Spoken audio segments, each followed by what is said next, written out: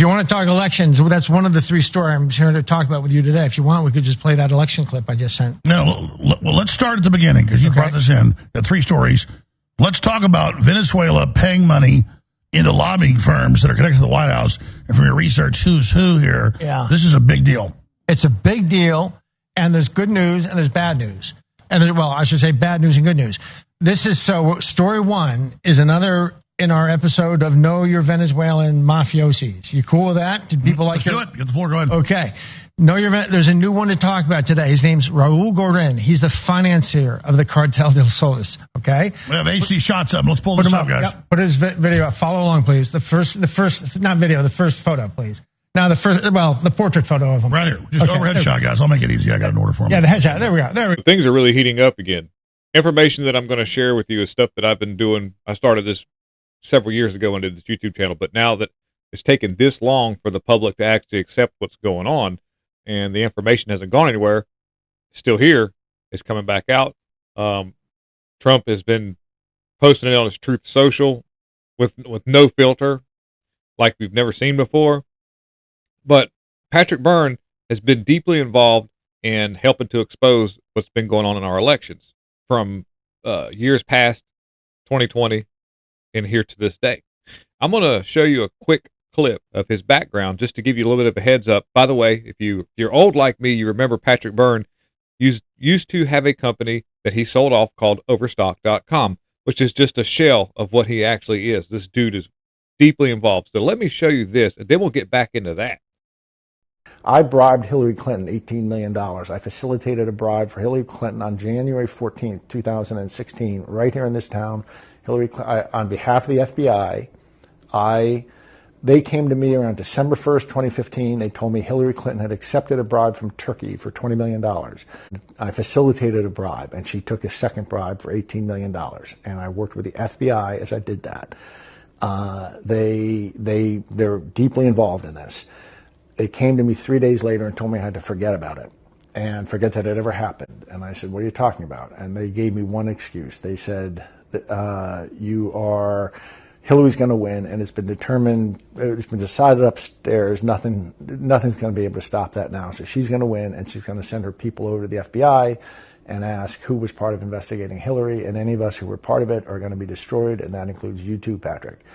They told me, this is word for word, Patrick, what's really going on is this. President Obama has his people across the federal bureaucracy at this point, but especially the Department of Justice. Hillary Clinton is going to be president for 8 years, and nothing's going to change that. But think of there being a Bunsen burner within the Department of Justice. That evidence about the two bribes you were part of gathering is going to be sitting on the Bunsen burner. And the hand on the Bunsen burner is going to be one of Barack Obama's people. If Hillary's a good girl and defends Obamacare, that flame stays low. If she's a bad girl and thinks for herself, it's going to get turned up high. That way, Barack Obama is going to manage Hillary Clinton for the 8 years she's president, and then she's going to step down, and Michelle's going to run. And Patrick, that's the plan.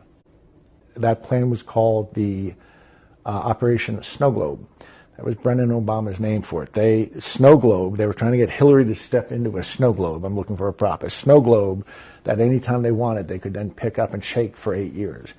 My bribe was the bait to get her to step into the snow globe. That's all from it. This isn't a theory. I'm the guy in the room. I'm acknowledging I took part in all this, and I thought I was helping them conduct federal law enforcement. It turned out that I was helping them set up Hillary Clinton for a deep state to control her. A lot of you out there are like, man, a lot of AI videos out there that have been made to emulate somebody, and this is not the case here. I have been keeping up with Patrick Byrne since 2020. Followed him on locals for years, which I still do. Me as a content creator don't get a lot of time to catch up on things when I'm digging for stuff, but I was deeply involved with Patrick Byrne and a lot of his local chats. I'd be in there with a group of people, and a lot of disclosure was given. So what he's telling you is correct. He worked for Brennan by accident through a surrogacy chick. I got to think of her name here a minute. But anyways, there you have it. And so he knows a lot about the machines. He knows a lot about Venezuela. He's deeply connected in so many ways to intelligence. And now he's actually coming out more mainstream and talking about this stuff because he's been sort of really, like he said earlier, and been really conservative about how he discloses information because of maybe messing up possible investigations, which he sees are not taking place. So now the people are in charge because Pam Bondi's not doing anything. The information is out there. We've had this information. There's thousands, millions of signed affidavits from the poll workers that exist to this day. We've had evidence out the wazoo. Georgia is a very, very, very volatile state when it comes to being able to. We thought Arizona would be the place to do it, but they did a really good cover-up. Georgia, just what Fani Willis did, opens the door for massive investigations because of the way that she illegally recorded that phone call between her and Trump, Brad Raffensperger and Trump, and then facilitated some kind of witch hunt to go after Trump, saying that he tried to manipulate the election in Georgia by asking to find all of the votes. This is where the Fani Willis thing becomes such a huge thing. Let me play the rest of the InfoWars clip. This is where it gets very interesting. There we go. That's Raul Gorin. He's an absolute monster. He's like the kind of guy out of Scarface who saw his men saw people up with chainsaws type of stuff. He's the financier to the cartel. I have actually known two people who've been with him in the room as he ordered multiple people being whacked. He has built over his lifetime in Venezuela a massive, photo 2 please, network of companies. And we'll have to do it here. Okay. Massive network of companies that I won't go into, except they're set up for money laundering. So he's got real estate companies in the United States and construction companies. So he can have cash go into the real estate companies, pay his construction companies, get legalized and back into the banking system. Everything's really set up to launder money. He's like that. What's that TV show? Ozarks or something. You ever see that show about the money? I haven't watched it. I heard about it. It's a hell of it's like Breaking Bad, only with hillbillies. So one of those companies, let's go to an important one. Go to the next photo, please. Is the next photo? Oh, you got this one. We'll do it old-fashioned wise, yes. Yeah, we'll do it old-fashioned one. That seems to be more reliable. Is Global Vision, which is basically the CNN of Venezuela. Have you heard of this yet? Yes, Global I have. Vision? It's one of the networks, and it's one of the nodes in this network. Global Vision, if we turn to the next slide, Global Vision hired Ballard Partners for $300,000. So I told you I've got some bad news and some good news. Hired Ballard Partners for $300,000, ostensibly let me tell you first how this guy works. I see the name Susie Wiles right there. Susie Wiles. However, the good news is she turned out to hold firm. The bad news is he found another way in, which I'll be telling you. Stay tuned. So here's how he bribes you. You want to know how he blackmails people? I know the guy, so I'm going to drop a big secret that's way illegal, and I don't care. The CIA so I don't mean to be pugnacious with the CIA, but I'm not ever supposed to say that. He's a CIA asset. He's a CIA asset. And the important thing to know is he became so in the Brennan Obama years. He's been a CIA asset for Brennan and Obama. And we even had 6 months ago Maduro say, I was told to do this by Biden. We were told to flood you. We're working for your FBI. Correct. Yeah. And he said, we'll show you the paperwork. So his recruiter, the guy who recruited him into the agency, told me how he bribes people and blackmails them. And he hires you to do $1 million job. He says, get a crypto wallet, and he sends you $10 million. And he says, just keep it. And he doesn't care. It's cartel cash. He's got infinite cash. But if you accept that, he owns you. He tried to do that to Susie Wiles. I've had the same thing when I had the CIA come to me a few times, which reported to the FBI. They're like, here's a $3 million check. Here's $8 million. Just keep it. Just take the check. Yeah, then they own you. They own you. That my understanding. Well, we have the paperwork, and this is public record.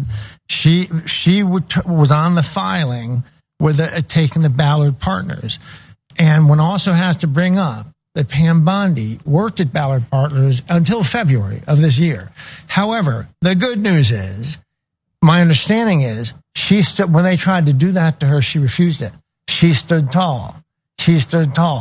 On the other hand, Wild. and Not Pam Bondi. On the other hand, they found some other way in because Mike Pence and Raul, and as far as I know, I actually know the name. One of them. Susie was clean. That's important to know. One of them is a name I'm not supposed to let his name leave my lips until later. But he's at the DOJ. No, it's not him. He's another one. You can't, another name. I don't even think I think I may have used it like a year ago with you. And then I was warned, don't ever use that name again. But we've located 20 spies. This team I call Alphabet Gary, Zorro, and myself as the financier and sort of Sancho Panza to them. Have you had Gary on? No, we didn't come back and have him on with you. But the point is, you have the public filings. Yeah. Susie Wald's she's lobbying firm, I understand, and Pam Bundy. So it's Rick Grinnell. Rick Grinnell. Oh, you just said it. Yeah, Rick Grinnell. But no, he's not the main event. The main event is someone else. But Rick Grinnell has been carrying water for them. And Pam Bundy, I hope they should, at the very least, have, I'm nobody's priest. They should, at the very least, have disclosed to Trump that they had been paid lobbyists for this cartel financier. And presumably, if somebody did not disclose that and took money, we would agree up front that is inappropriate. We don't need to. That's not going to be treason word. Yeah. Okay. However, the good news is Susie Wallace stood tall against it and refused it. But somehow, I don't know how. I'm not saying he got any money.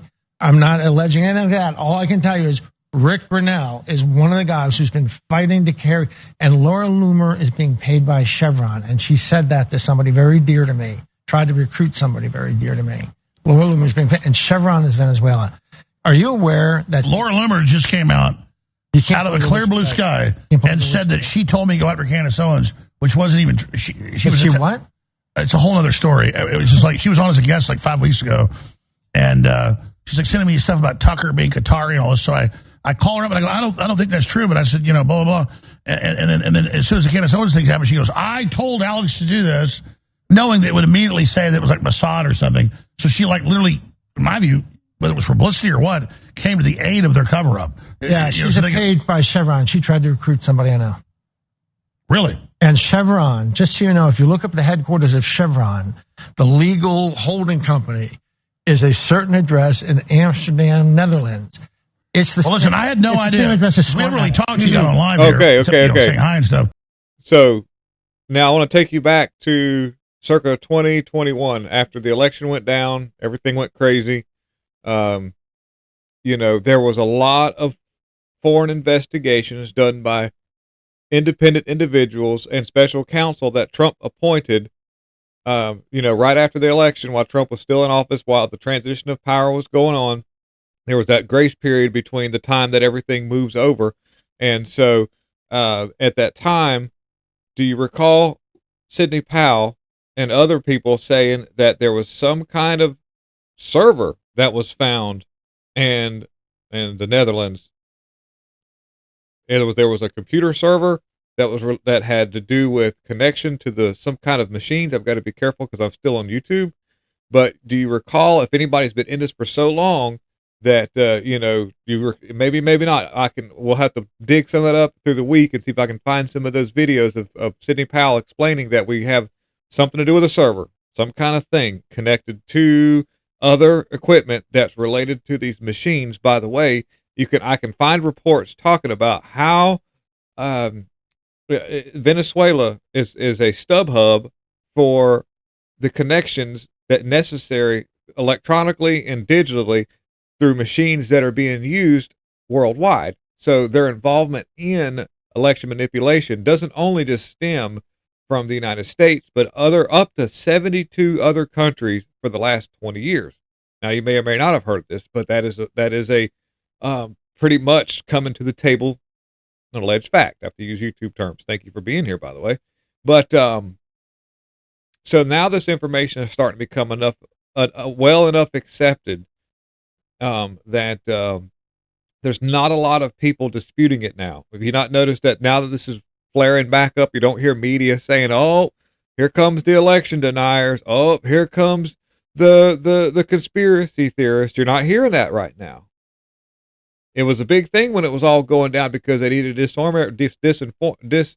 everybody from really accepting the facts, because we had a small window of opportunity to keep Biden from being president when they were counting the electoral votes.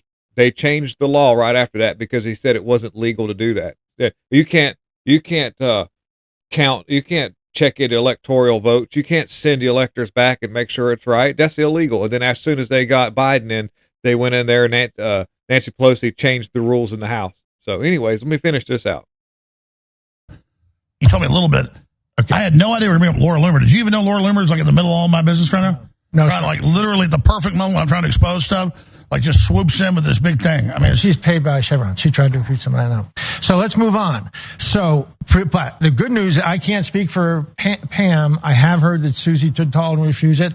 And I've been curious about why Pam and Rick Grinnell have been super accommodative of Venezuela. I'm not alleging anything inappropriate, but surely they owe an answer, at least to the president. Did they or did they not inform him that they were paid lobbyists for the financier cartel? Well, surely Laura Loomer knew coming in at the moment that I'm exposing what Candace Owens is doing and acting like she was behind it would discredit what I was doing because she wasn't involved in it. Who would even, like, people are like saying, that looks bad. It's not like I So I want to take a second here and try to pack this into the video. By the way, thank you for watching. Don't forget to hit the like button. Nashville, Christmas Day, 2020. There was an explosion in an AT&T server building. By the way, nobody knew this was an AT&T server building. This building was disguised, looking like a regular, just normal office building. You know, it didn't have any kind of indications that this was a data service center. And if you recall, it affected the internet connections and telephone systems dang near nationwide. It was one of the largest interface networks, and there's reasons for them disguising that. Could be for security, so that other enemies don't know about this. So, but whatever. There was a man that drove an RV up, and had an explosion that took out the building, destroyed the infrastructure, caused massive internet and phone outages, which then affected some of the investigations going on, and or possibly routing codes for the machines that were being used to facilitate our election. There was almost like it was a cover up because we were looking into the machines that could be connected to the internet, and this happened just coincidentally. And they said, oh, we tied this guy to it, who just so happened to be a worker. I've got lots of video about this, and I would love to do. I need to do a live on this, and we can all dive into this. But watch this here. It's almost like AT&T had something to do with it. I mean, could be wrong. Another officer is fine. And make sure that, this is the only explosion that's going to happen in Nashville today. Why is he laughing about that? The dramatic thing, if you were closer, is the broken water mains do lend a certain drama to the scene, for sure. It's like he's happy about this. So all that, it's a hard thing, but that's why I'm feeling calm. It has impacted Georgia, and what we're hearing now is that the audit that's supposed to happen in Georgia with the machines, that's being compromised now because the phone service that was being used for those voting machines use the left. So you're not doing anything wrong, okay? You're not in trouble, but there is something serious happening down the road. Go for 11.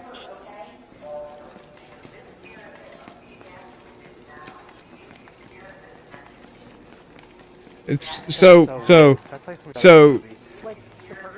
most of the time when you're involved in kinetic warfare, even if you're bombing your enemy, if you know there could be possible civilians or innocent people and you need to take out infrastructure, you always give a warning before you do this. Our government would call their government and say, hey man, we're getting ready to bomb that building that you got there. And so you need to get all your innocent people out of there, because, that's what you do as part of the Geneva Convention. And, this thing is giving out warnings. The police are like, everybody get out real quick. And, this thing is strategically parked right in front of this data center that nobody knew was even a data center. People that lived there for years had no idea. Yeah. Well, in the meantime, I found out that building that it's next to is the building that houses all the hard lines for phones throughout the southeast. Makes sense. Good spot to put a bomb. Take a ride up on Tuesday.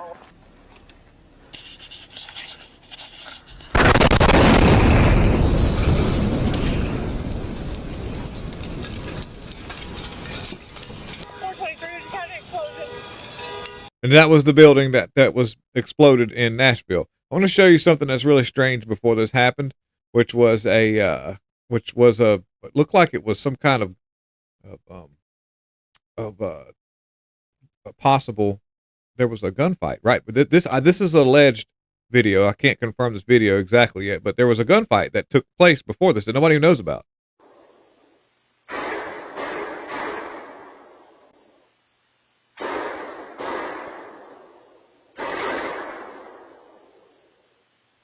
And the only reason why I'm talking about this is because this ties all the way back to Georgia.